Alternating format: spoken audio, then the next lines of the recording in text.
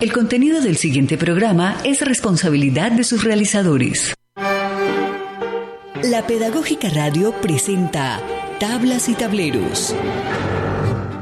Un programa de la Licenciatura en Artes Escénicas dedicado a la divulgación de los procesos pedagógicos, investigativos y creativos de nuestra licenciatura.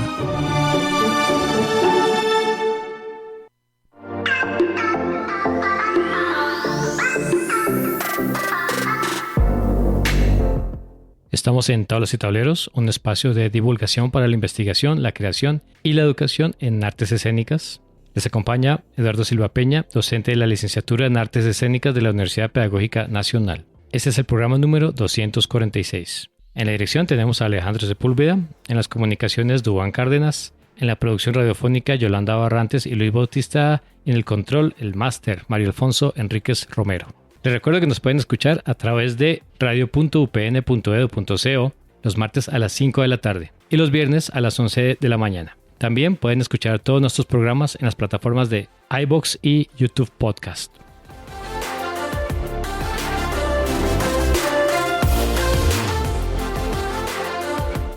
En el año 2001, la Universidad Pedagógica Nacional abre oficialmente la licenciatura en Artes Escénicas.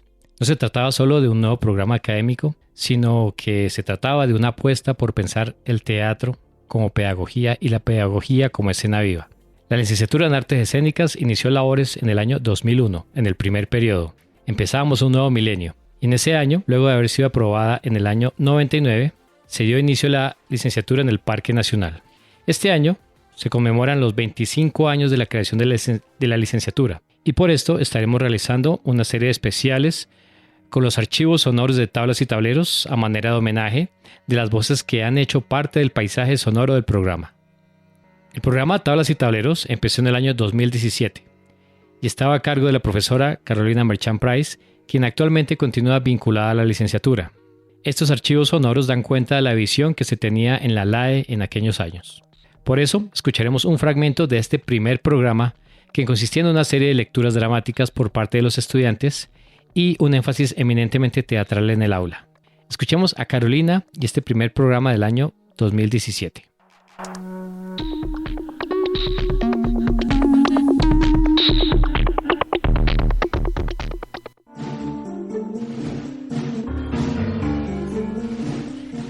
Primero que todo, un cordial saludo para la audiencia de estos nuevos programas. Hoy es el primero de la licenciatura en Artes Escénicas.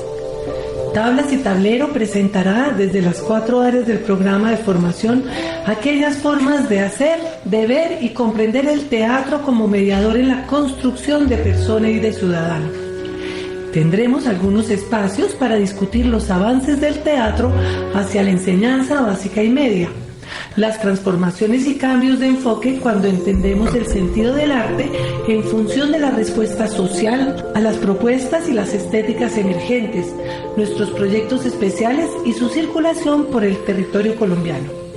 También hablaremos sobre los distintos niveles de los avances de investigación académica y su relación con el arte.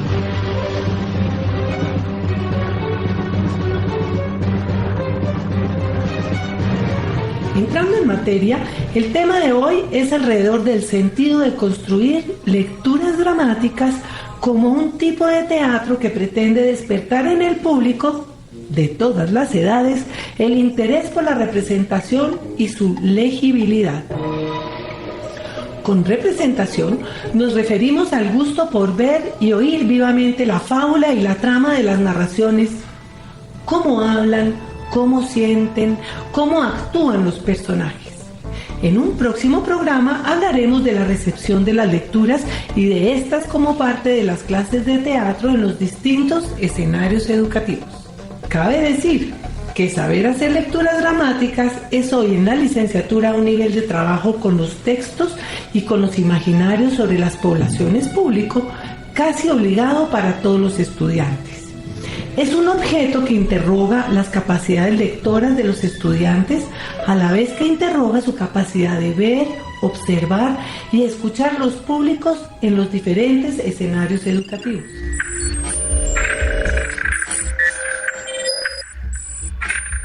En este sentido, el ejercicio de realizar lecturas dramáticas los pone en situación de escuchar y conocer las formas de apelar, de tocar con la palabra y con voz las comunidades y sus individuos.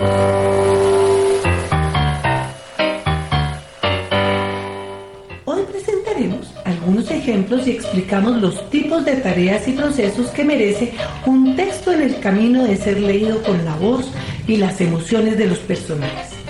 También mostraremos cómo se integran los efectos necesarios para dar veracidad y credibilidad a la narración en un ejercicio de este tipo de radio.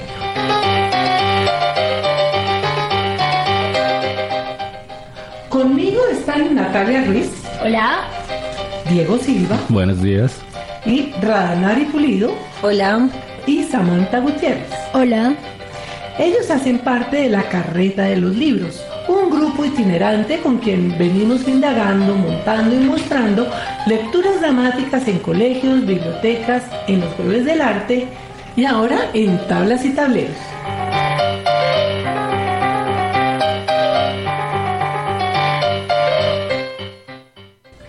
Escuchemos el primer ejercicio para que podamos avanzar. Queríamos construir representaciones cortas muy puntuales que nos permitieran traer de forma expedita un texto teatralizable para llevar al aula y con un trabajo previo de parte del profesor que le dé herramientas para el trabajo posterior con los alumnos. Es decir, un texto a través del cual el profesor novato puede instalar de entrada en la clase de teatro una situación de representación sobre la cual los alumnos aprenderán de la cultura, de sí, de los otros. Estos textos muestran a los niños y jóvenes en unas primeras aproximaciones al mundo del teatro formas claras y manejables de hacer teatro, sin las complicaciones de grandes escenarios, mucho vestuario y largas horas de presentación y montaje. Estás en modo tablas y tableros. A continuación, presentaremos el mito zapoteca del origen del murciélago. Este mito da cuenta de la inconformidad del murciélago con su apariencia, el regalo que las aves le hacen, del nacimiento del arco iris al ser eco de su vuelo y del castigo que Dios le ordena por la vanidad y soberbia que ensancharon su pecho. La siguiente adaptación está basada en la versión del mito escrita por Eduardo Galeano en el libro Memorias del Fuego. Cuando era el tiempo muy niño todavía, no había en el mundo un bicho más feo que el murciélago. El murciélago subió al cielo en busca de Dios y le dijo: Estoy harto de ser horroroso. Dame plumas de colores, Dios. Dame plumas, por favor, que me muero de frío. Hijo mío, no me ha sobrado ninguna pluma. Ya sé, cada ave te dará una pluma. Tendrás la pluma blanca de la paloma y la verde del papagayo, la tornasolada pluma del colibrí y la rosada del flamenco, la roja del penacho del cardenal y la pluma azul de la espalda del martín pescador, la pluma de arcilla del ala del águila y la pluma de sol que arde en el pecho del tucán. El murciélago, frondoso de colores y suavidades, paseaba entre la tierra y las nubes. Por donde iba quedaba alegre el aire y las aves mudas de admiración. Y así fue que el arco iris nació del eco de su vuelo. Pero aquí no termina esta historia. La vanidad le hinchó el pecho. Miraba con desdén y comentaba ofendiendo a las demás aves: ¡Uy! ¡Qué pájaros tan desteñidos! ¡Cantan horrible! ¡Uy! ¡Qué plumas tan cortas! ¡Qué plumas tan largas! ¡Qué pico tan feo. Parece que se hubieran estrellado contra un árbol. Ese loro sí que dice bobadas. Y esa paloma es muy cochina. Ese tucán es muy narizón. Y el colibrí es un más narizón porque es un enano. Así se reunieron todas las aves y juntas volaron hacia Dios. El murciélago se burla de nosotras. Y además sentimos frío por las plumas que le dimos. Por favor, haz algo, Dios. Tú y tu orgullo murciélago. Tú y tu imprudencia, vanidoso. Te condeno a ser horroroso, espantoso y chillón. Cuando quites las alas en pleno vuelo, quedarás desnudo. ¡Que una lluvia de plumas caiga sobre la tierra! ¡Mis plumas!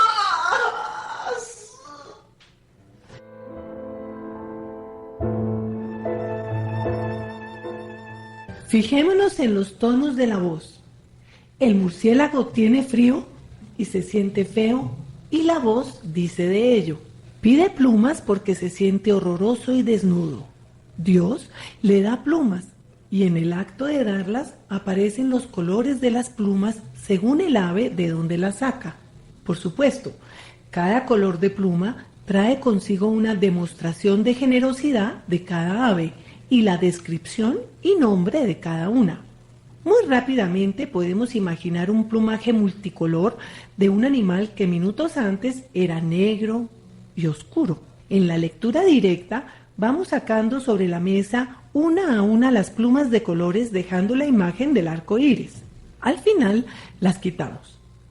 Los gestos de los brazos hacen el camino de los vuelos del murciélago mientras mira a lado y lado insultando y despreciando las aves. Aquí, en radio, hacemos los ruidos de las alas y dejamos el espacio para que el oyente imagine la escena. La historia del murciélago es escénicamente interesante.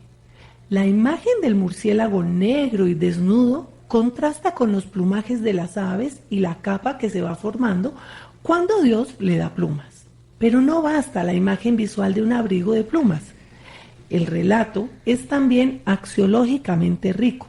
Un personaje pide ayuda porque se siente horroroso y tiene frío. Se le concede un deseo y se torna odioso y burlón. Este componente axiológico de contradicción en el carácter es semánticamente interesante como mediador para el aprendizaje. El juego con los alumnos permite probarse en ser odioso, en ser creído, en ser feo y bello en el curso de 3 minutos. La instalación de la situación de representación define pasos secuenciales claros para el seguimiento de la fábula. Rápidamente vemos que los temas que aparecen con el mito son la solidaridad, los pájaros que le brindan sus plumas, el desagradecimiento, el castigo. El mito y su teatralización ponen en situación de representación temas comunes de la vida humana. En realidad, este texto es de 6 o 7 renglones, es corto. El profesor lo alarga, lo adapta para ser contado y una vez entra al aula puede ampliarse y alimentarse.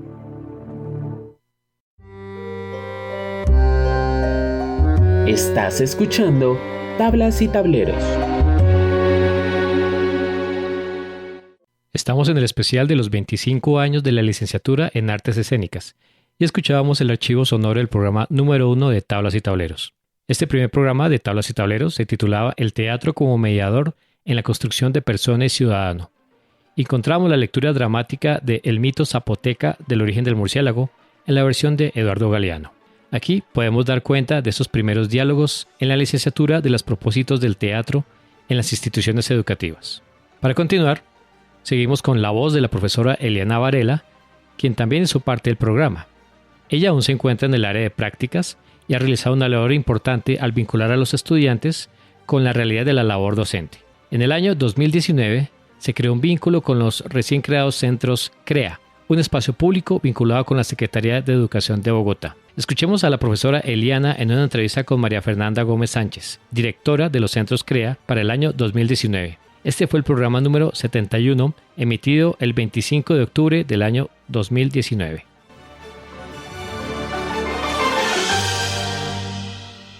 Hoy viene un lugar de práctica bastante interesante, que son los lugares de práctica que se llevan en el CREA.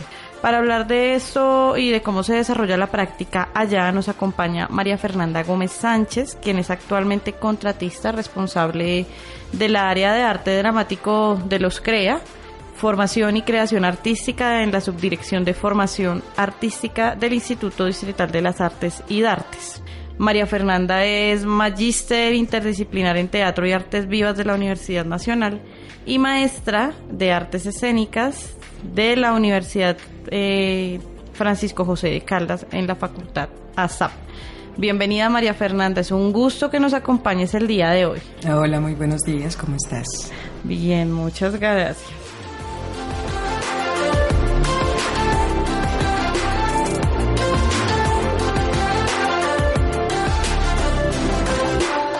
Bueno, María Fernanda, te reitero mi saludo y el agradecimiento por compartir con nosotros hoy. Para mí también es un placer estar en este espacio. Agradezco mucho la invitación. Bueno, María Fernanda, entremos entonces en materia de lo que venimos a hablar hoy. Y es de todo el tema de los espacios de práctica, ¿sí? Cómo estos espacios de práctica contribuyen a que los estudiantes construyan y deconstruyan sus saberes en torno al arte escénico, en este caso.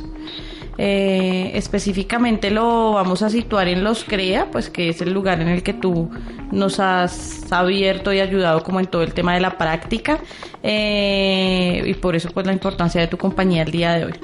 El programa de CREA, Formación y Creación Artística, es un programa liderado por el Instituto Distrital de las Artes, como les venía comentando. Es un programa que busca generar procesos de transformación social y de transformación social a través de programas de artes, de potencializar todo el tema del arte, ¿cierto, María Fernanda? Sí, así es. Pues en realidad podemos ampliarlo muchísimo más porque aunque hablamos de transformación a partir de la formación artística, tenemos unos espacios bien particulares dentro de las líneas de formación artística. Entonces, para darte un contexto claro, te cuento. Los programas de formación se realizan en los centros CREA o en los institutos a los que esté asociado el proceso de formación. Tenemos 3 líneas de atención. La primera línea de atención se llama Arte en la Escuela, que digamos que es el espacio propicio para las prácticas profesionalizantes de los artistas en formación. Arte en la Escuela tiene una alianza con la Secretaría de Educación, porque el vínculo se hace directamente en los procesos que se atienden en los CIEDs, en los colegios distritales. Entonces tenemos formación tanto en los colegios como de niños que van de los colegios a los CREA, que son espacios óptimos para la formación artística, ¿no? Con aulas especializadas en 7 áreas artísticas. Tenemos danza, teatro, música, artes electrónicas, audiovisuales, literatura. Y digamos que esta es la primer línea de atención o como el primer enfoque poblacional, que es específicamente con los niños de los colegios. Tenemos otra línea de atención que son la línea de laboratorio y que busca una atención con cierta población particular. Entonces acá tenemos unos convenios con seguridad, por ejemplo, con todos los espacios dispuestos para reclusión, privación de la libertad. Estamos en alianza con los centros Crecer, con los centros Amar, se atiende adulto mayor, se atiende población en condición especial. Y esta línea, digamos que tiene una especialidad en la transformación social, pero especialmente con este tipo de población. Y tenemos una línea especializada muchísimo más en lo que tiene que ver con un enfoque disciplinar, que se llama la línea Emprende. Está dividida en 2 sublíneas, que es Manos a la Obra y Súbete a la Escena. Y lo que se busca aquí es como generar unos cimientos de cada una de las áreas para dotar a los interesados de unas habilidades y unas herramientas para poder ejercer la disciplina, ¿no? Entonces acá empezamos a perfilar unos pocos grupos, unos niños que están en aras o en busca de profesionalizarse en las artes, desde cada una de las disciplinas. Eso a grandes rasgos, como para que entiendas las diferencias de los enfoques poblacionales y cómo se atiende también a la transformación social dependiendo de la población a la que se atiende. ¿Cómo todas estas 3 líneas cómo permean a la ciudad? Creo que de una manera significativa, pero evidentemente atendiendo a sus particularidades. Por ejemplo, los procesos que se realizan con los niños de los colegios distritales, de la CIED, es evidente la repercusión que tiene en la ciudad porque estamos trabajando en el territorio y con la población directamente, ¿no? Y creo que a gran escala, claro, tú empiezas a ver como la progresión del programa y te das cuenta de que como atendemos un gran número de beneficiarios, esto repercute de una manera tremendamente significativa en la ciudad, porque los procesos que se llevan y que yo he podido hacer como unas ciertas comparaciones y encontrando como en las zonas en las que está presente el CREA y en las zonas en las que no está presente el CREA, empieza a haber un movimiento y un conocimiento artístico de la población que está cerca y que no solamente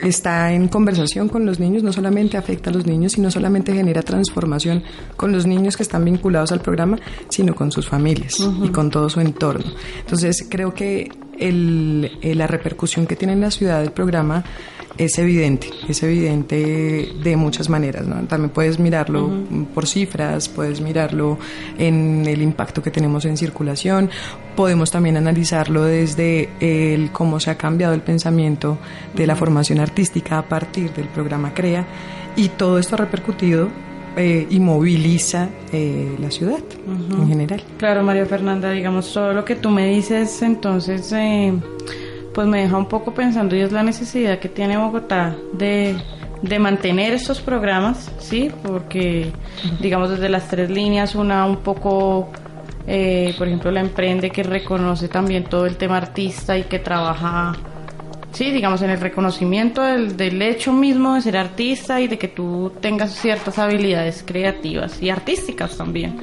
Pero también podemos llegar entonces a llevar el arte también desde un hecho educativo, un hecho pedagógico, entonces pues súper importante.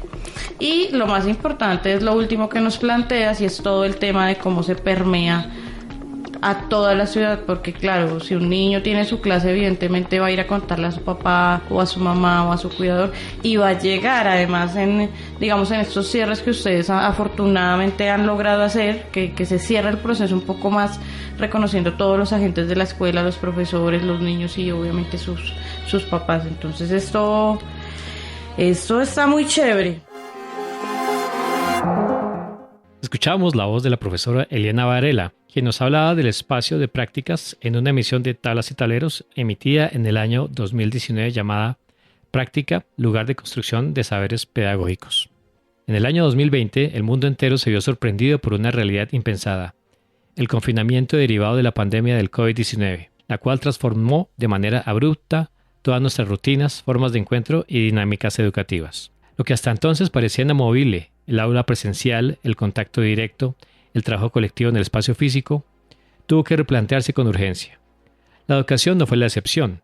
Docentes y estudiantes se enfrentaron al desafío de trasladar sus procesos a la virtualidad, lo que implicó no solo un cambio de plataforma, sino una profunda reflexión sobre las metodologías, los vínculos pedagógicos y el sentido mismo de la enseñanza. En este contexto, la formación en artes, y particularmente en teatro, debe expandir sus horizontes.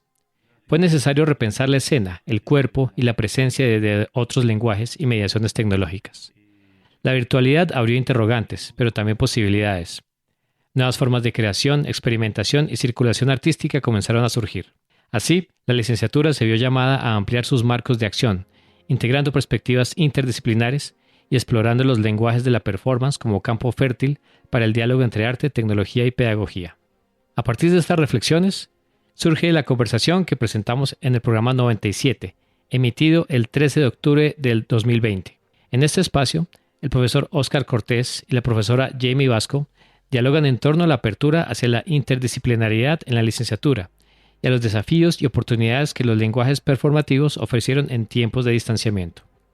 Un intercambio que no solo revisita un momento crucial de nuestra historia reciente, sino que también invita a pensar el futuro de la formación artística desde la flexibilidad, la creatividad y la transformación constante.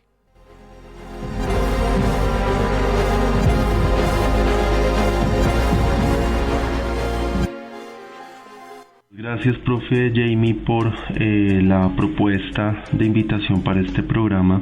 Y pues creo que el tema que nos convoca a nosotros como docentes y como artistas de la licenciatura en artes escénicas, pues es la performatividad y el teatro.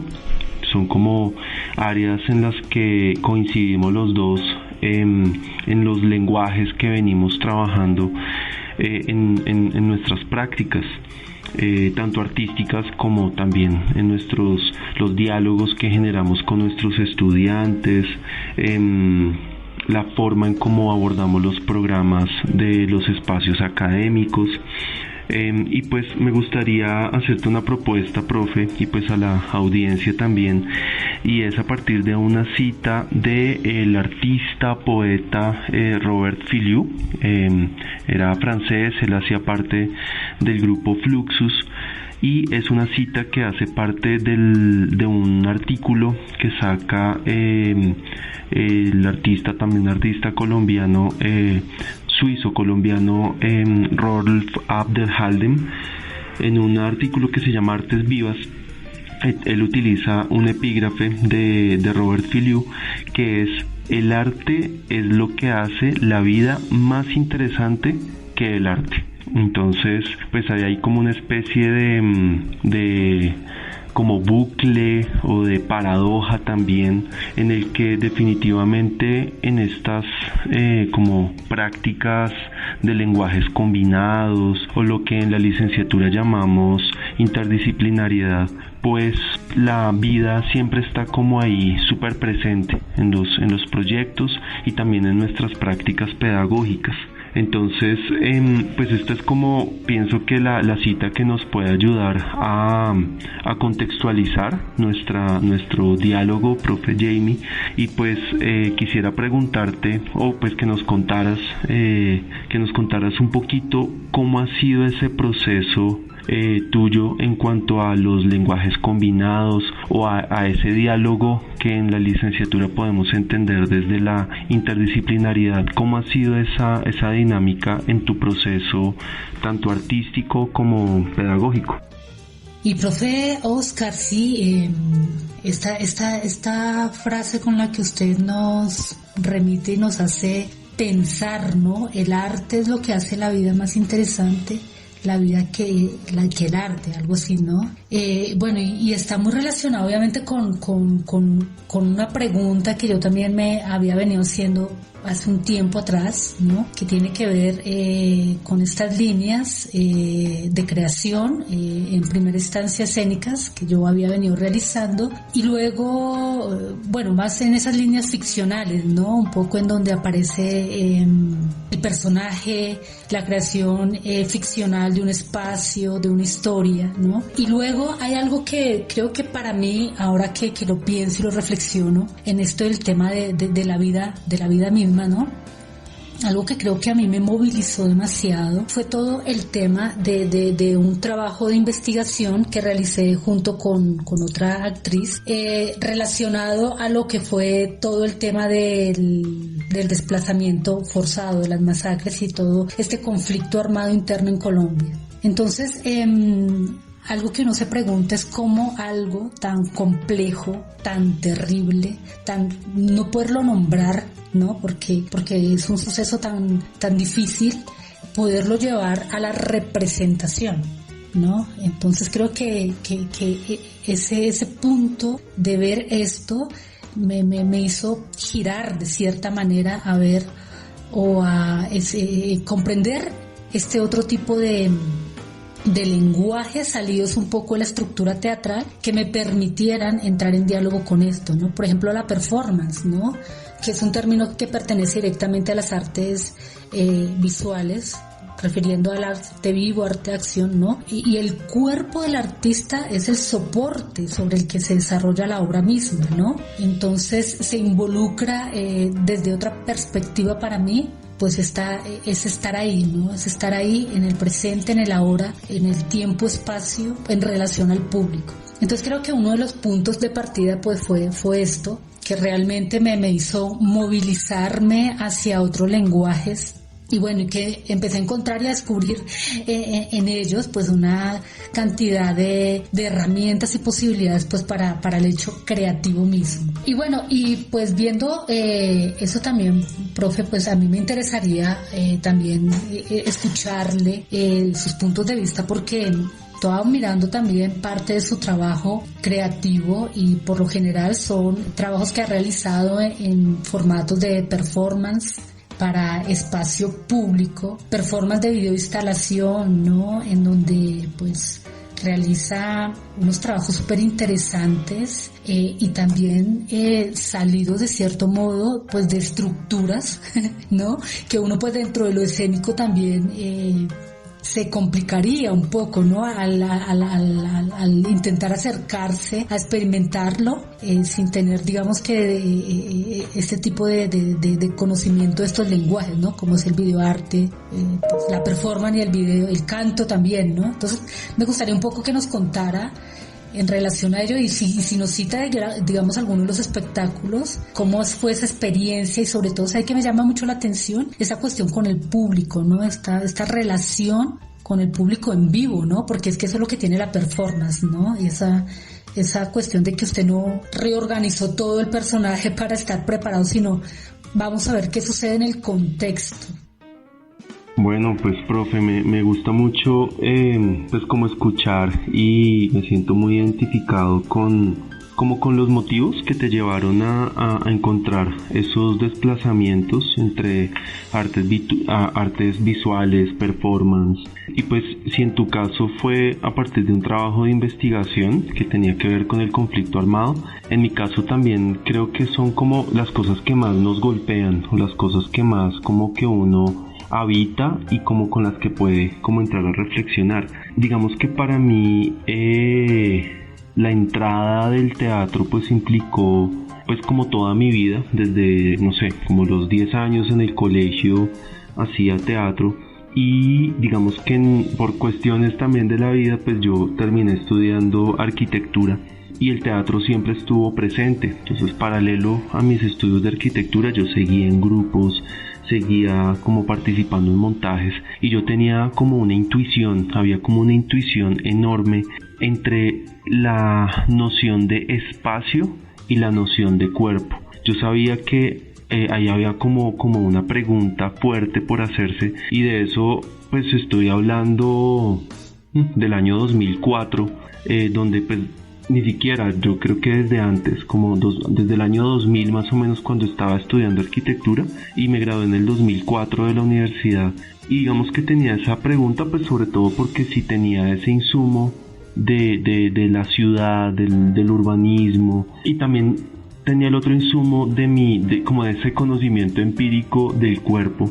Sabía que ahí había una pregunta, entonces digamos que con el tiempo también empecé a ver que empezaban a haber eventos asociados a performance y hubo uno específicamente a través de una residencia artística que pude hacer en Oaxaca de Juárez, esto es como al sur de México, y Oaxaca es una ciudad pues es intermedia, no es muy grande, pero es ciudad en donde digamos como hay una vía peatonal en el centro como tal, en el centro urbano, y gané una residencia esto fue con el FONCA de México y con el Ministerio de Cultura. Era dentro del área de artes visuales. Paradójicamente, aunque yo quería abordar ese problema del cuerpo y el espacio, no encontraba como lugares institucionales propiamente del teatro. y encontré pues esta beca, me la gané, fue como un concurso así como súper peleado, pero lo interesante allí era que en la residencia, que duraba como más o menos unos 2 o 3 meses, pues era como entrar en contacto con las prácticas culturales del lugar, con esta otra cultura mexicana que pues a mí me llamaba muchísimo la atención. Ya había hecho otro performance antes, también en México, pero en otra ciudad, como más al norte. Entonces la particularidad en Oaxaca es que la gente estaba normalmente en sus eventos sociales, como en sus prácticas sociales, como bodas, casi que primeras comuniones, celebraciones, también como de orden público, se hacen en el espacio público, en las calles. Entonces hay una calle peatonal que conecta 2 plazas que son grandes, bastante grandes allí en Oaxaca, y yo iba como con una pregunta también muy del orden del conflicto armado, pero pues como estaba localizado en México, y pues en el contacto que tuve con la gente de allá, sucedía era que el narcotráfico, esto fue en el año 2000, si no estoy mal, fue en el año 2015, fue en el año 2015, y mientras que en el 2015 en México el conflicto armado estaba sobre todo dado por el narcotráfico, y pues todavía eso es vigente, y mucha gente estaba pues como con la angustia de las represiones, de las desapariciones forzadas que se estaban dando, como algo muy similar a lo que vivimos sobre todo aquí en Colombia en los años 90. Totalmente, este tema de los desaparecidos, obviamente, profe, muy fuerte, pues en relación también a nuestro contexto, ¿no? Ese tema de las desapariciones, de la violencia, ¿no? Y también cómo usted también se volca a ver estos contextos, y que esto también le movilice, obviamente, para todos estos procesos creativos y performáticos que usted realiza en otro lugar, ¿no? En otra cultura.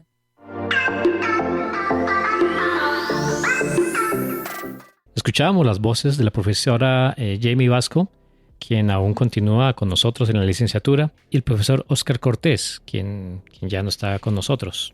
Esta emisión de Tablas y Tableros se llevó a cabo en plena pandemia en el año 2020.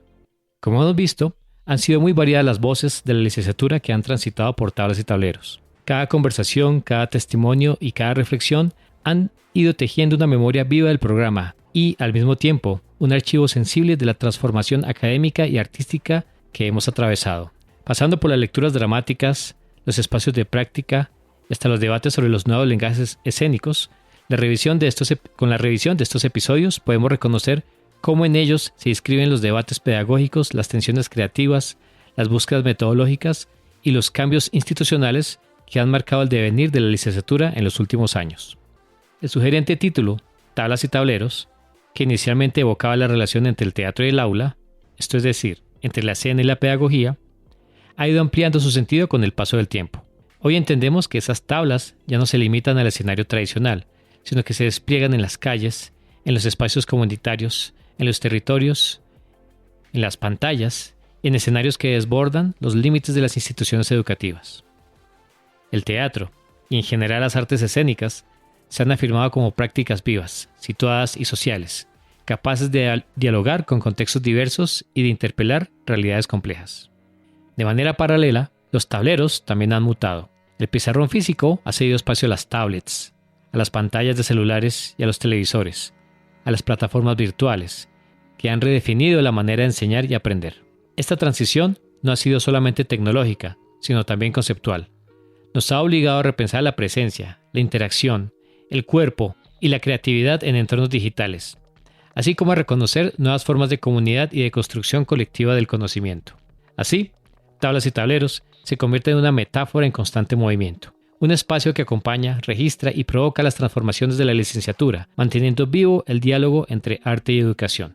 Cerramos este programa con la certeza de que el teatro y las artes escénicas seguirán reinventándose en cada contexto, y que la pedagogía continuará encontrando caminos para sostener la experiencia sensible, crítica y creativa que nos convoca. porque más allá de las tablas o los tableros, lo que permanece es el deseo de encuentro, de reflexión y de escena compartida. Esperemos que el programa continúe por muchos años más. La voz, el cuerpo y la dramaturgia tienen su lugar en Tablas y Tableros. Conéctate todos los martes a las 5 p.m. y los viernes a las 11 a.m. Encuentra todos nuestros contenidos a través de radio.upn.edu.co. Pedagógica Radio, voces y sonidos que enseñan. Esto fue Tablas y Tableros, el programa de la Licenciatura en Artes Escénicas de la Universidad Pedagógica Nacional. Nos acompañó Alejandro Sepúlveda en la dirección, en las comunicaciones Laura Chávez, en la producción Yolanda Barrantes y en el control, el máster, Mario Alfonso Enríquez Romero. No olviden que nos pueden escuchar a través de radio.upn.edu.co y en las plataformas de iVoox y YouTube Podcast. Una vez más, les agradecemos su compañía.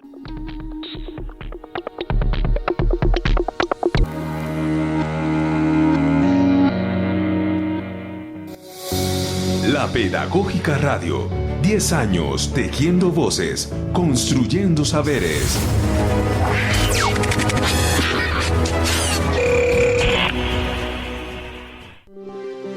Quédate con las voces y los sonidos que enseñan de la Pedagógica Radio.